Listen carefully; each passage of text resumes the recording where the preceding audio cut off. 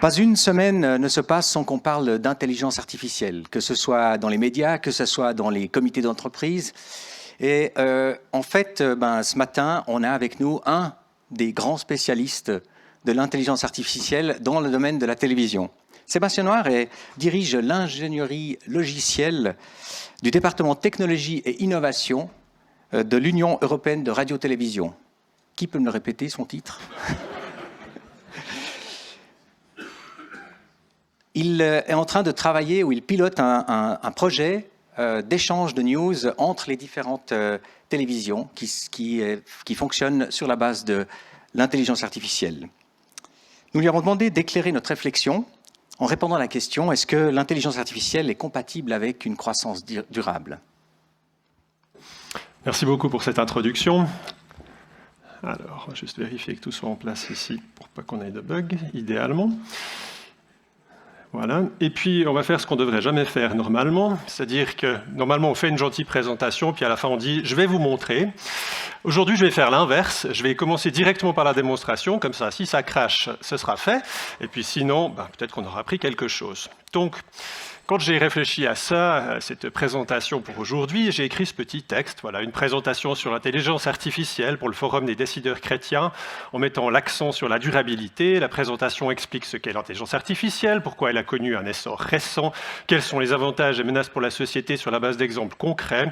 Des liens avec la théologie ou la Bible sont inclus, avec un accent sur la façon dont l'intelligence artificielle change la donne pour les êtres humains. Également, comment accompagner ce changement en l'utilisant pour le bien commun. Donc, vous avez déjà tout compris, vous savez déjà tout. Alors on passe à la démonstration, et puis c'est là où on va voir ce qui se passe. Donc je prends ce petit texte là, puis je le mets dans ce site web qui va évidemment faire le travail pour moi, parce que autrement c'est pas drôle, il faut travailler. Donc voilà, je mets le texte, et puis c'est parti, je lui dis « crée-moi ma présentation ». Alors d'abord, il fait les slides pour moi, voilà, donc les 8 ou 10 slides qui sont prévus. On continue. Voilà, on peut choisir un thème, quelle couleur on veut. Celui-là était assez joli, je crois. Et puis on lui dit, vas-y, fais la présentation.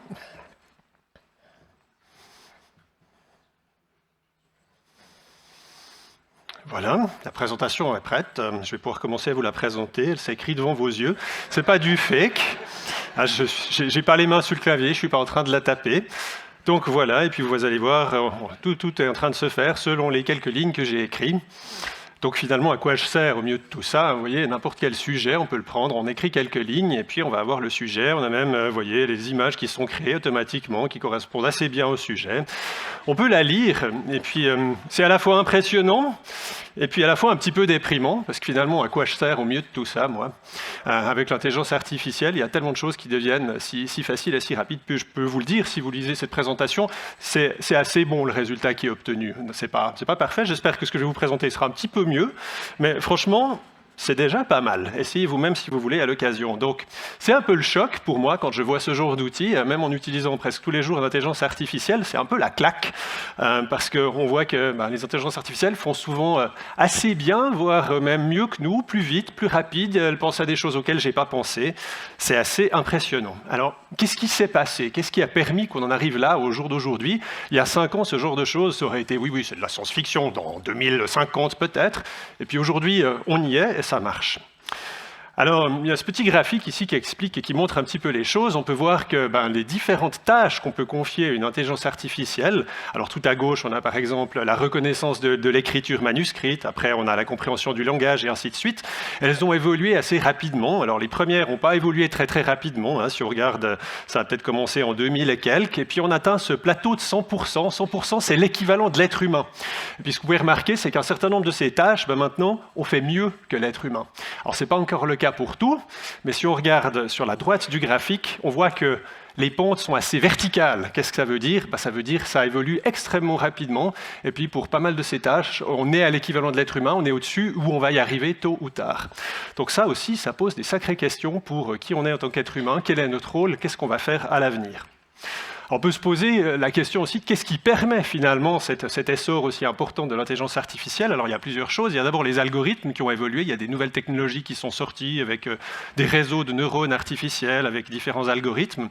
La deuxième chose, c'est le nombre de données à disposition. Ce qui change avec l'intelligence artificielle, c'est qu'il faut des données pour entraîner le système, pour qu'ils deviennent intelligents. Il faut un certain nombre d'exemples. Et plus il y a d'exemples, plus le système va pouvoir apprendre à devenir intelligent. Donc là, évidemment, avec l'essor du web, des réseaux sociaux et de ce genre de choses, il y a davantage de données à disposition qu'il y en avait il y a 50 ans à disposition. On dit maintenant « data is the new oil », c'est une manière de dire que pour notre économie digitale, il faut des données, et sur cette base des données, on peut créer de la valeur.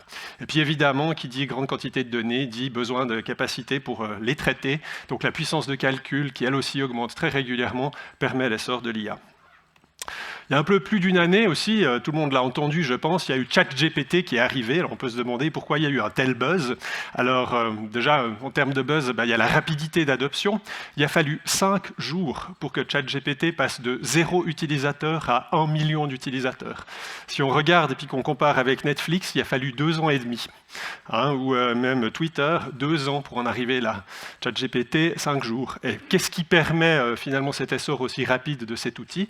C'est probablement son aspect démocratique. N'importe qui peut aller sur ChatGPT, peut l'utiliser. Il n'y a pas besoin d'être un ingénieur, d'être un spécialiste de l'intelligence artificielle pour aller sur ChatGPT et puis dire comment est-ce que je cuis mon poulet. Vous allez avoir une réponse, ça va marcher tout de suite, que ce soit pour des questions relativement simples ou plus compliquées. Et puis le deuxième aspect, c'est que contrairement à d'autres intelligences artificielles, c'est un système qui est relativement générique. On peut faire pas mal de choses assez différentes avec ChatGPT, que ce soit cuire son poulet, mais que ce soit aussi retravailler son email, créer une présentation, maintenant créer des images, retravailler un texte, extraire des datas, etc. Donc c'est un système assez général et assez générique. Tout cela n'est pas sans risque, évidemment, avec l'essor des différentes nouvelles intelligences artificielles, et notamment de celles qu'on appelle génératives, c'est-à-dire capables de créer du contenu. On peut créer du contenu qui n'a jamais existé, les fameuses fake news, deepfake et autres, et on peut le faire pour du texte, pour de la vidéo, pour de l'image, tout ça est en cours encore d'amélioration. Mais voilà, on peut créer très facilement des photos qui sont réalistes d'un point de vue d'un être humain, on ne peut pas facilement la distinguer d'une vraie image. Et puis, c'est un risque aussi pour nos sociétés, parce que dans cette année 2024, 49% de la population mondiale va voter pour élire ses dirigeants. Donc évidemment, avoir ces outils de génération qui sont si pratiques, si rapides, si peu coûteux aussi, ça permet de créer toutes sortes de contenus qui peuvent influencer les différents citoyens dans le monde. Donc ça, c'est aussi un risque pour nos sociétés. Vous allez me dire, oui, mais bon, nous ici en Suisse, dans nos sociétés occidentales, est-ce que c'est vraiment un risque pour nous? Il y a quand même le risque pour nos vies privées, parce qu'au fur et à mesure qu'on laisse des traces dans ce monde digital, d'autres peuvent s'en emparer, peuvent les utiliser aussi pour des besoins de profilage, par exemple pour nous vendre davantage de produits en tout genre dans notre société de consommation. C'est un des risques évidents qui existent. Un autre qui existe aussi, même dans nos sociétés occidentales, c'est qu'un certain nombre d'algorithmes vont pouvoir décider pour des choses qui nous impliquent de très près. Par exemple, pour obtenir une assurance, pour obtenir un travail, on va peut-être soumettre un CV qui pourrait être analysé par une intelligence artificielle, ou si vous voulez obtenir un prêt pour votre maison immobilière, peut-être que pour ce prêt immobilier, justement, c'est une intelligence artificielle qui va analyser votre dossier.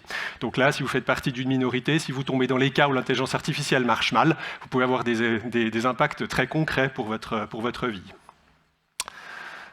D'autres risques, le risque de la fracture numérique, fracture peut-être un peu 2.0, on le sait, les sociétés qui ont moins d'argent à disposition, les personnes qui ont moins de revenus à disposition peuvent rester un petit peu en marge de tout ce monde numérique. Là, le risque, il est aussi relativement important. Il l'est d'autant plus que les acteurs majeurs de l'intelligence artificielle, c'est ces grands du web, les Google, Meta, Facebook, OpenAI, Microsoft et quelques autres, qui finalement ont un avantage un petit peu trop important à mon goût, puisqu'ils ont à la fois énormément de données par les produits qu'ils ont à disposition sur le marché. Ils ont les dollars pour faire la recherche et pour acheter les machines nécessaires. Ils ont l'accès direct à presque chacun d'entre nous, puisque nous avons pour la plupart d'entre nous des téléphones qui vont là aussi créer des données. Et puis ils ont cette situation de dominance sur leur marché qui leur donne là aussi une position assez importante. Alors on peut pondérer cela un tout petit peu parce que certains remettent à disposition aussi un certain nombre de modèles d'intelligence artificielle qu'on peut télécharger, qu'on peut utiliser. Donc de ce côté-là, ils jouent un peu une carte du partage au jour d'aujourd'hui. Est-ce que c'est juste une opération de séduction pour obtenir les meilleurs chercheurs et pour les attirer, ou est-ce que c'est une vraie volonté qui va perdurer? Alors ça, c'est difficile à dire au jour d'aujourd'hui. Il y a aussi des erreurs qui font mal avec l'intelligence artificielle. Celle-ci date un petit peu, mais on a eu YouTube qui proposait il y a quelques années automatiquement des contenus aux jeunes pour apprendre à se faire mal en vidéo. Donc évidemment, là, on aimerait mieux que le système de recommandation recommande quelque chose d'un petit peu plus utile à nos jeunes. Il y a des erreurs qui font rire, comme celle-ci. C'était une intelligence artificielle qui pilote une caméra qui a pour but de suivre le ballon pour ce match de football. Le problème, c'est que le gardien qui est ici sur le terrain est chauve. Et sa tête ressemble beaucoup à un ballon. Donc l'intelligence artificielle ne suit pas le ballon, mais suit cet arbitre qui ressemble beaucoup à un ballon. Donc c'est un petit peu dommage pour le match en question. Autre chose qui pourrait nous frapper peut-être plus facilement, il y a eu des avocats qui se sont dit « bon, c'est difficile et long d'écrire ma plaidoirie, je vais obtenir un petit peu d'aide de ChatGPT, donc j'écris le bon prompt qui va bien pour obtenir finalement le texte que je veux pour ma plaidoirie, puis ensuite je l'utilise lors de ma présentation ». Le seul problème, c'est que ChatGPT a inventé des cas judiciaires, des jugements qui n'ont pas eu lieu, les avocats n'ont pas vérifié, ils sont allés en cours, et puis ça n'a pas très bien fonctionné quand on a vérifié leurs sources, parce qu'évidemment tout cela n'était que des hallucinations du système qu'ils avaient utilisé. Donc voilà, faites un petit peu attention. L'intelligence artificielle, oui, mais il faut aussi être intelligent. Elle n'est pas toujours intelligente, justement. Donc attention à ne pas utiliser les intelligences artificielles à l'aveugle, parce que ça peut faire un petit peu mal. Il y a aussi des cas où ça ne marche pas du tout. Alors là, on en a un exemple assez clair, c'est Amazon Go. C'était des supermarchés, ils sont encore présents, mais ils vont fermer, où l'idée, c'était que comme utilisateur, je vais simplement dans les rayons, je remplis mon panier, je mets ça dans mon sac, et les caméras vont regarder ce que je fais, et sur cette base-là, vont facturer les différents éléments. Puis au moment où j'ai terminé, je sors simplement du supermarché, et puis le système va facturer ce qui est nécessaire directement dans l'application Amazon qui correspond. Seul petit problème, il n'y a pas d'IA. Il y avait 1000 travailleurs en Inde qui regardaient les vidéos et qui essayaient de suivre et de mettre ça dans votre panier. Donc c'était un gros coup de bluff d'Amazon. C'est sorti la semaine passée ou il y a 2 semaines qu'en fait, non, pas d'IA dans ce cas-là. Bon, on va peut-être passer un peu au bon côté avec tout ça. Alors, qu'est-ce qu'on peut faire d'utile avec l'intelligence artificielle? Première chose qui vient en tête, c'est automatiser les tâches répétitives, parce que là, si on peut éviter d'avoir quelque chose d'aliénant pour les humains, c'est toujours bienvenu. Et puis, ça peut même être des choses qui vont sauver des vies. Si on pense à la médecine, par exemple, quelqu'un qui doit analyser des images médicales toute la journée, peut-être qu'en fin de journée, il peut louper quelque chose. Ces 2 pixels clairs, un petit peu plus clairs que les autres au milieu de l'image. Peut-être que s'il a une intelligence artificielle, peut dire « Et là, t'as regardé, là, il y a peut-être quand même un cancer. Si on peut le voir au lieu de le louper, ça peut être extrêmement utile. Ça peut être utile aussi pour la recherche de nouveaux médicaments. Hier est sortie une news à ce propos-là pour la recherche du traitement pour la maladie de Parkinson, où il y a une nouvelle méthode qui permet d'accélérer le développement de ces médicaments par un facteur 10 et de réduire les coûts par un facteur 1000. Donc évidemment, dans ce genre de cas, je pense qu'on est assez preneur. En chimie, en biologie, également des avancées majeures pour comprendre les réactions chimiques, pour comprendre la structure tridimensionnelle des protéines. C'est des choses qu'on ne pensait pas pouvoir faire rapidement. Et maintenant, avec l'intelligence artificielle, on y arrive. Évidemment, traitement du langage, tout ce qui est traduction. Vous avez certainement joué il y a quelques années à prendre un texte en français. Avec Google Translate, on le traduit en allemand ou en anglais, et puis on revient en français, puis on regarde le texte, puis ça donne n'importe quoi. Si vous faites l'essai aujourd'hui, j'ai fort à parier que ça va marcher plutôt bien. Les systèmes de traduction sont vraiment extrêmement améliorés. On pourrait imaginer aussi de l'utiliser pour l'enseignement, que ce soit pour l'apprentissage des langues, ce qui se fait déjà, mais aussi si une fois vous n'arrivez pas à répondre aux questions qui sont posées par votre enfant pour l'aider pour ses devoirs, peut-être essayer ChatGPT. Vérifiez ensuite ce qui vous est dit, mais certainement que ça va être très utile. On peut penser aussi à la crise énergétique, évidemment, et puis là, il y a ces nouvelles tentatives de générer de l'énergie avec la fusion nucléaire, avec ces nouveaux réacteurs, où il y a un plasma extrêmement chaud à l'intérieur qu'il faut contenir, et c'est très difficile de maintenir ce plasma. Alors maintenant, il y a des nouvelles solutions qui sortent avec l'intelligence artificielle pour mieux former ce plasma, et ça pourrait là aussi accélérer les développements. À titre plus personnel, alors je vais utiliser pour des choses relativement simples. Tout d'abord, écrire une description de poste, parce que c'est long, c'est casse-pied. Alors au lieu de passer 1 heure à le faire, je peux écrire 4 lignes, demander à ChatGPT, puis ensuite modifier. Gagner 45 minutes de temps comme ça, c'est assez facile. Reformater, corriger, améliorer un email, un document, c'est des choses évidentes. Créer un flyer pour un petit week-end d'église ou des choses comme ça. Obtenir des idées, demander un avis externe à une intelligence artificielle, trouver un nom pour un produit, un projet. Voilà, c'est tout des choses qui fonctionnent assez facilement, que n'importe qui peut faire. À titre professionnel toujours, alors on entendait tout à l'heure en introduction, on a mis en place un projet dans lequel on reçoit chaque jour 2500 news qui proviennent des 4 coins de l'Europe, des news qui sont à la fois texte, audio et vidéo, et on traduit l'ensemble, audio et vidéo également. On peut écouter la vidéo dans la nouvelle langue après traduction, donc on traduit tout en anglais directement pour que les journalistes aux 4 coins de l'Europe puissent comprendre ce qui se passe aux différents coins de l'Europe, justement, puissent ensuite le traduire s'ils le souhaitent dans leur propre langue, et puissent aussi le publier ensuite sur leur site web. Donc vous voyez ici une petite sélection avec des contenus qui viennent d'Estonie, de Lituanie, de Belgique et autres, qui a été publié par le site de France Télévisions, ici en l'occurrence. On va se poser quelques questions, si vous le voulez bien. Une chose qui pourrait nous venir en tête, surtout si on parle en termes de développement durable, c'est est-ce qu'on peut vraiment s'appuyer sur l'intelligence artificielle parce que ça consomme tellement de ressources et d'énergie, donc finalement peut-être que c'est trop coûteux. Alors c'est vrai que l'entraînement, la création de ces modèles coûte énormément d'énergie, d'argent, de silicium pour pouvoir le faire. C'est vrai aussi qu'une recherche sur ChatGPT va prendre beaucoup plus d'énergie et de ressources qu'une simple recherche sur Google, c'est évident. Maintenant, les modèles, ils s'améliorent, les algorithmes aussi, et leur empreinte, on va dire, va diminuer très certainement. On peut déjà aujourd'hui faire tourner des modèles directement sur son téléphone ou sur un laptop tel que celui qui est devant moi. Donc on n'a pas toujours besoin d'une grande ferme de calcul pour ces modèles. Donc là aussi, c'est à voir comment les choses évoluent. Il y a aussi cette grande peur qui est très présente finalement avec l'intelligence artificielle. Je vais perdre mon job parce qu'on va confier mon job à une intelligence artificielle. Alors en tout cas, au jour d'aujourd'hui, pour la plupart, malgré ce qui a été dit, les chiffres disent le contraire. C'est pas le cas. On ne perd pas son job à cause de l'intelligence artificielle, ou très peu de gens sont confrontés à ça. Mais par contre, peut-être qu'on aura besoin de changer la manière dont on travaille et que quelqu'un qui va maîtriser ces technologies, lui, pourrait être mieux positionné sur le marché que vous, si vous ne le faites pas. Et puis, comme on l'avait vu tout à l'heure avec cette démonstration en introduction, une IA qui fait mieux que moi, plus vite, plus complet, ça pose des questions pour qui je suis en tant que personne, quelle est la valeur de l'homme, de la femme dans le monde d'aujourd'hui. Peut-être que dans nos sociétés, justement, on a beaucoup de valeur pour quel est mon rôle au niveau professionnel, ça me donne un rôle dans la société. Le jour où mon travail est un petit peu différent, peut-être que ça va changer un petit peu ce genre de perspective. Et puis, au lieu de me considérer pour la capacité, on va dire, de production que j'ai, il va falloir revenir à peut-être une autre vision de l'être humain, une vision plus existentielle, ou peut-être dans nos milieux chrétiens, on dirait aussi basée sur le fait que je suis créé à l'image de Dieu, et que ça, c'est une valeur qui est inaliénable. En ce qui me concerne, ou en quoi est-ce que ça peut nous concerner finalement l'intelligence artificielle, j'ai envie de vous dire c'est un changement de plus, il y en a eu d'autres, on a eu l'arrivée du web, on a eu l'arrivée du mobile, personne n'aurait pensé il y a 15 ans qu'on aurait tous un smartphone dans la poche, un téléphone c'est fait pour téléphoner, ça ne sert à rien d'autre, c'est bien connu.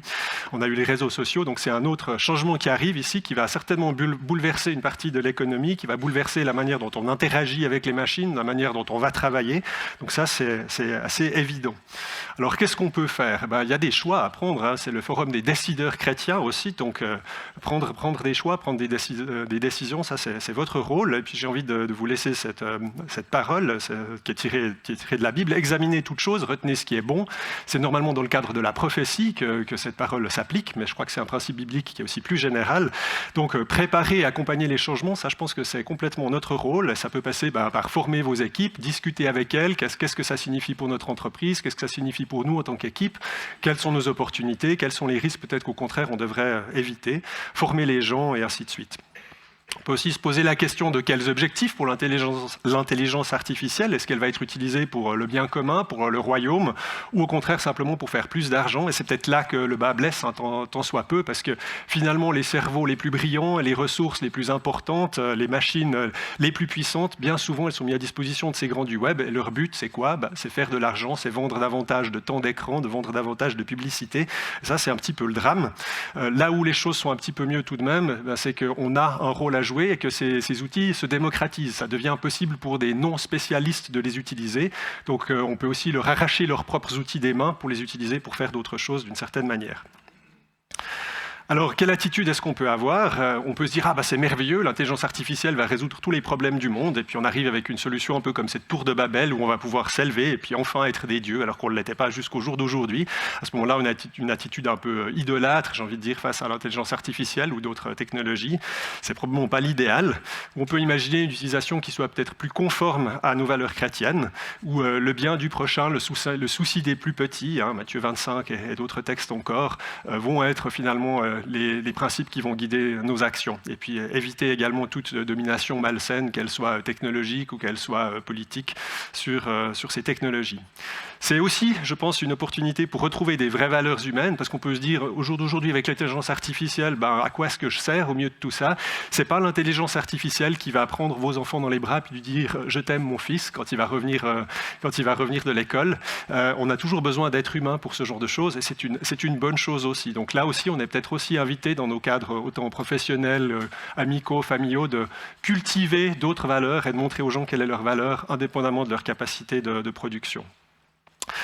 Une idée peut-être un petit peu folle aussi, peut-être qu'à la suite de cette journée, vous pourriez en parler, là où vous êtes, dans votre cadre professionnel, avec vos collègues, avec votre boss, avec vos équipes, ça dépend.